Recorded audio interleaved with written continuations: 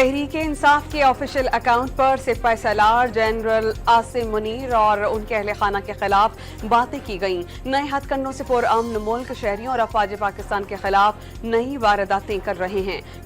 वज़ीर आज़म शहबाज शरीफ का काबीना इजलास से खिताब।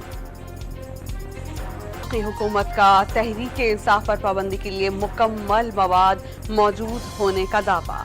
इत्तेहादियों काबीना को एतमाद में लेकर इत्तेफाक राय से रेफरेंस भेजने का फैसला। तहरीक इंसाफ का पार्लियामेंट हाउस के सामने दूसरे रोज भी अलामती भूख हड़ताली कैंप। पंजाब असेंबली में पीटीआई अरकान की अलामती भूख हड़ताल, छापे, गिरफ्तारियां बंद करने और असीरों की रिहाई का मुतालबा। पंजाब असेंबली के बाहर पीटीआई खातून रुकन का लीगी रहनुमा ताहिर अंजुम से झगड़ा, गाड़ी में बैठे लीगी रहनुमा के कपड़े फाड़ दिए।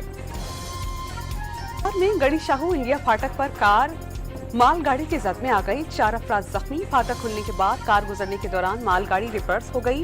एनिशा पासपोर्ट की प्रिंटिंग में इस्तेमाल होने वाली लेमिनेशन पेपर्स और स्याही की किल्लत, 5 लाख से जायद जेर इल्तवा पासपोर्ट्स की प्रिंटिंग मुतासिर।